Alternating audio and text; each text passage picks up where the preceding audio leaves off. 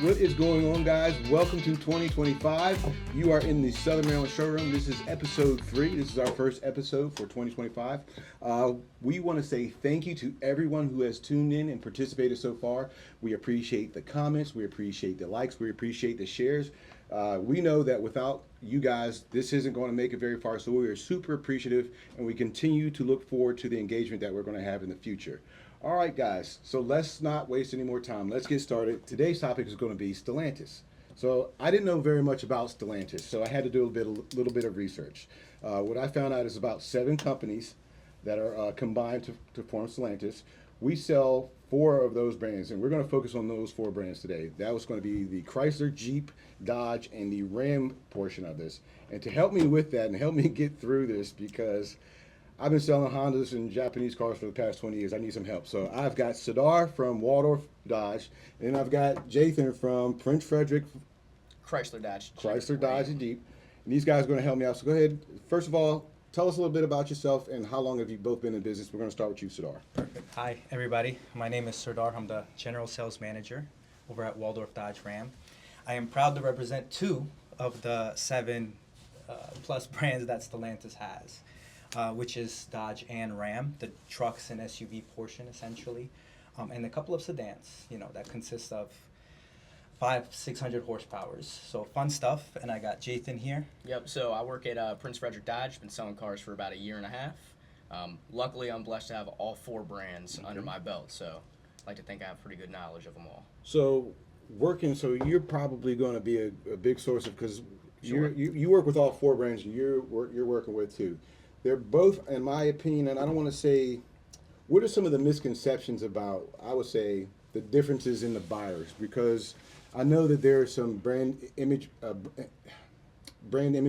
that the guys definitely try to set yourselves apart. Yeah. So, in your opinion, what is the difference between the 2 types of buyers, between those, your brand and I would say the ones that he sells? The Jeep, and what the Jeep and the Chrysler consists of, well, what I've realized in my time with Dodge and Ram, it's definitely leaning into that hip, fun, big engines, but also once you look inside, it's not just build tough, it also has, the fancy bells and whistles, the buttons, the massage seats, the heated, ventilated. They've also incorporated, I've realized on the trucks, the Ram side, screens on the passenger seat, which they're innovating and they're bringing this luxury aspect that I don't think other brands are doing outside of the Ram aspect. But I am focused on the Dodge and Ram side, and the Dodge side is definitely a lot of loyalty to the brand. A lot of my Durango customers are mostly trading out of a pre-owned one and getting into a brand new one. They love the model. There's a lot of brand loyalty with this group, and I've realized that. And when we get to the sedans, you start to realize how much fun they could be as well. With things like the Scat Packs, the 392s, the wide bodies. Now I just actually got delivered yesterday one of the first Charger EVs. Did you? Yeah, we did. We got the first one, so that's exciting. Okay. We're charging it up now, getting it ready for the showroom. A nice detail.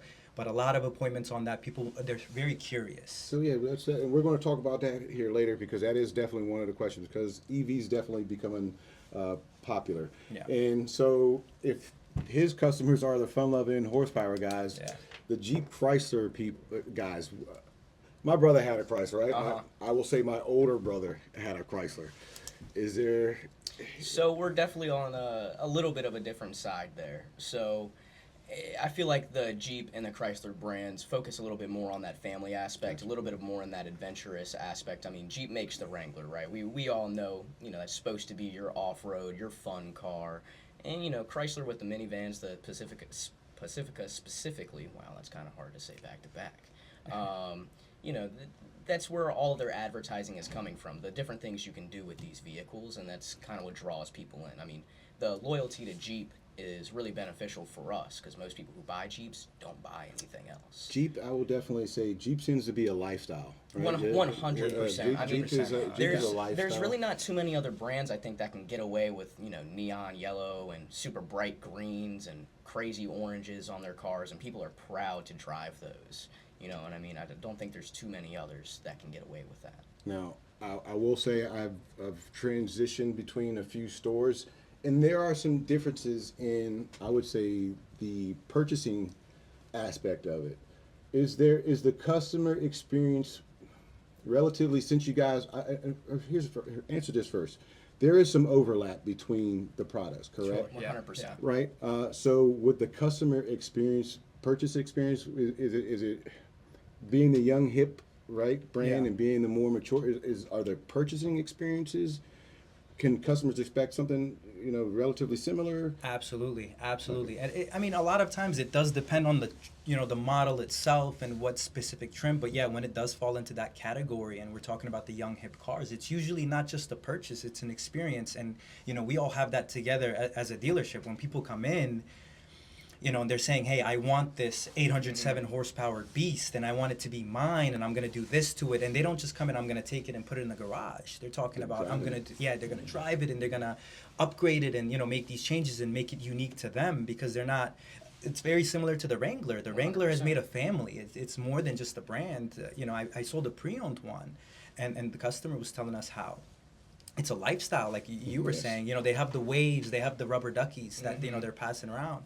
The Jeep signs that say if it's upside down and you're reading this, like you know what I'm talking about, like super. It's a lifestyle. For us, it's the same way as selling the Hellcats and having customers in the showroom telling us how they're going to do exhaust and suspension work and how they're going to build more power. It's the same way with the Wranglers, just not with power. They don't really care about that. It's how they're going to lift it, what wheels they're going to put on it, what different tops they're going to buy. Chrysler is a little different. There's not a ton of modifications people really want to do to a minivan right now, and unfortunately, that's all Chrysler's selling right now. So I would say, what's the strongest offering from Chrysler right now? It's literally just the Chrysler Pacifica right now. They discontinued the 300 in 23 or 24. But the Pacifica is doing well. Yeah, right? the Pacifica's doing pretty Pacifica well. I mean, we sell out well. of them as soon as we get them. We have every sales guy on the floor has a list of people who wants one in a specific way.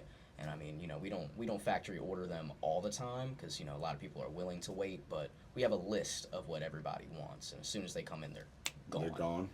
Kind of like the Odysseys in the old days. Well, because nobody else is really making those minivans. No, And the good thing is they're still staying true to that, and they're providing a solution to that problem. They might not be the most volume-selling vehicle, but there is a demand, there is a need for it, and I think it's great that they're finding a niche to, fill that. Not everybody can afford, a $70,000 third-row SUV like a Suburban or a Wagoneer for our side. 100%. But, I mean, Chrysler Pacifica gives you similar spacing. It's easy to get in and out of. You can't say the same for that in a big SUV. And I mean, it's just a family vehicle. You're never not gonna have people who need something like that. Yeah, absolutely, absolutely. And they're providing, like you said, they're providing a need for a niche. Exactly. Serdar, you had mentioned earlier that you guys are charging up your electric vehicle. Yes. Is this the only offering that we have so far that's presented on the table? And do you guys have anything coming? Is Jeep or Chrysler are they planning on entering in the electric field? 100%. So I mean, we already have the Jeep with the 4xEs, both Grand Cherokees and the Wranglers, but they are coming out with a new Wagoneer S that's supposed to be full electric. I don't remember the exact figures for 0 to 60 time, but it's supposed to be pretty ridiculous. Comparative to size, so what we're looking at here with this? I'd call it closer to Grand Cherokee L size than a Wagoneer, but again, I haven't put my hands on one yet. So I haven't seen a real picture, really driven one, or know exactly what we're getting yet. So that's what's coming. Yes. And you actually have something living in the real world, sitting in your showroom, breathing. charging up, it's breathing right now. That's so awesome. So tell us a little bit about that, because I know I've heard a lot about this car. This one that makes the sound, I guess, makes the electric. It makes this unique sound. I can't really describe. I heard it today. Apparently, it got in yesterday. We have our pre-delivery inspections and make sure the car checks out before we ever, put it up anywhere. But we're just making sure it's all good to go. But I heard it. I got a sneak preview. It sounds interesting. It's unique. I think it is gonna make a lot of people interested. It's not what I was expecting. I think they put a nice, unique twist. However, I don't know if we should go too much into this, but with all the changes that Stellantis is experiencing at a higher scale, I know they're also going to work with the EVs and upgrade them and throw a couple of curveballs and incorporate, some naturally aspirated engines as well. So it's a lot of moving parts there. This EV looks solid. It gets, from what I saw, over 250 of range, and it looks mean. I mean, it looks like a real... muscle car from. I'm hoping that we can get one. As of right now, we're not currently allocated any. I'm hoping our GM can find a way to get us one or two. So, I mean, we have a lot of people that are very hesitant at my dealer. I don't know how yours is, but we have a lot of people in my area that are just anti-EV. Yeah. They don't want it. They're kind Well, of you're in afraid Prince of Frederick. it. I mean, trucks rule down here, man. Oh yeah, 1,000%. Yeah. I mean, you have people every single day telling me they will not touch anything with an EV, even the e-torque. That's on the slightly older Rams. Your 2019s to 24s. People see that and go, "Oh, it's a hybrid. I'm not touching that." And I'm like, "That's not technically what that is." But then they have that idea in their head, and you can't really stray them away from it because so many people are so anti-EV. Well, I think the problem really runs into we don't have that much. EV is such a fairly new thing, and we hear brands like Tesla, and we hear Mach-E's are being rolled out, and the Ioniqs and all the stuff being rolled out, and we're hearing that they're great, but it's tough to hear how or the long-term reliability of these EVs, and I think that's what people are questioning. Now, as far as looks and feel and how the car operates, it looks fantastic. It has the bells and whistles. It's quick. It's got all the accoutrements that it needs to everything. get people excited and want to at least give it a try. Right? Yeah, I'll say this. We're saying it's a cool hit brand. It's not straying away from that. It's holding it back down together in a different way, because before it was the bigger the engine, the funner the car, right? How many horsepower can we put into this vehicle without it flying, without lifting off the ground? And to totally switch gears from EV, like what's the craziest horsepower car you have sitting there? Because I know you Dodge guys. I mean, those cars are crazy, man. Like, okay, who needs that much power? I got a couple. I'll go up the list. So I have a brand new. It's 23, but it is considered new. Hasn't been titled or sold. 23 wide body, last call. So it's one of the last Scat Pack 392s. Sitting, I think that's above 500 horsepower. We have a Hellcat Silver Bullet Durango, which is 2025, very nice, all the bells and whistles. And then right in the middle of our showroom is a black 2022. It's pre-owned, it's not brand new, but very low miles. Wide body Hellcat, red eye, jailbreak. Nice. So the jailbreak aspect is where it really becomes hip, because it's like you're customizing the vehicle to exactly what you want, and you can at that point rank up that horsepower to almost hitting the 4-digit mark, right? We're talking about 800-900. Yeah. So I know we don't want to talk about pricing, but like I want to know, like, what does something like that cost? Well, if you're stopping by Waldorf Dodge, the best price, I can tell you that, in the market. But I mean, the market for them, it is tricky, because you must understand a lot of pricing from every dealer is about demand and Gotcha. Supply and demand. So with these being the last ones of its kind, they do hold value.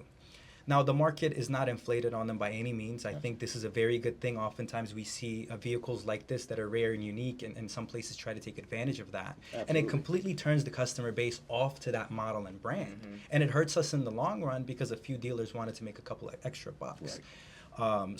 Thankfully, the market is not inflated. It looks like it's a very reasonable market. The good thing is the benefit that the customers would get is the fact that it holds value. Right, that's a very important part of purchasing a vehicle, and later down the line, who knows, it might even appreciate. We've seen those things happen. Absolutely. So I think with the changes and what I've been seeing, it is headed in the right direction. Even though it wasn't the best year for Stellantis, I still think they can pull everything together, bring it back up, and head in the right direction. Now, does Jeep have anything, or Chrysler? I mean, So that good old 392, we slap in everything. Okay. So I've got an Anvil Rubicon 392 sitting on the showroom floor. So the 392 is about 470 horsepower, give or take a little bit there, but that's sitting on the showroom floor. A regular Wrangler wouldn't be able to hold that type of power that's in it. Like, you can only put those in 4-wheel drive. There is no 2-wheel drive option. That's how you were able to keep them from not flying away. And most people will never drive a 500 horsepower car. Yeah. Right. So even when you start talking about the numbers, like where you're approaching the 4-digit numbers, that's insane. Like, Like, I work at a Toyota store. Like, one of the fastest cars we sell right now is like is a Supra or GR, like a Corolla GR. Yeah. Like, that's fast to me. I can't imagine what 800 horsepower. That's it throws you back in your seat pretty quick. I remember the 400 first horsepower Jeep. I remember the first time I got to drive a Hellcat, and it just throws you back. Like, you don't even got to touch the gas pedal, man. It just goes on its own. It's pretty incredible, to be honest. And I think that's a part of why people are like, and I don't bash the product, but I've been selling Japanese cars for the past 20 years. Yeah. As a Japanese automotive enthusiast, it's like, that's hard to keep up with. That's hard to compete with. But it's a completely different market for you guys. You guys are mainly for the economical vehicles, family vehicles as well. I mean, you do have your sports ones, but we just slam V8s and anything. And I would say sticks. there was a time period where the Japanese car market was definitely holding its own as far as like the sports car market, even taking sedans and modifications and doing things like that. But now I have to say the American car market has definitely swung the pendulum in their favor of horsepower and performance. Like the Dodge, the Chevy, the Fords. I mean, we sell all those brands. A lot of it varies on what you want. I mean, if you're looking for something that's just straight line speed, you're gonna go, Mustang, Camaro, Challenger, Charger. But if you want something that's gonna handle maybe a little bit better, you might go more of that Japanese route. I mean, I probably shouldn't admit to it on camera, but I mean, I might sell Dodge. I drive a Honda. Right on. I like my Honda. You know what I mean? It handles well. That's why I bought it. It's the whole point. I love to go fast, but to me, the most important thing is how a car handles. So that's what and there, again, those differences that make our purchasing decisions. Right, it all boils down to I guess once you meet a sales guy, sometimes. Sometimes. Well, I'll say this: I've had the pleasure of driving a Hellcat on a track. And so I could kind of, let it loose. And the best way I can describe it is, and I always say we sell to cowboys, and they don't really understand what I mean by that. Because driving this car felt like you were holding onto a bull that was just, and that's how it felt. Like, if you're the car guy and you're looking for a car to give you a little pushback and where you can actually drive it and keep control of it, this is the car. And that's where all that horsepower comes into. And that's why I think the brand has that following as far as the Chargers and Challengers and the big engines. It's because people are looking for that, uncontrollable power, or just that, unleashing of power, rather than like the other brands going towards EVs, making quick and fast cars, but it's not the same.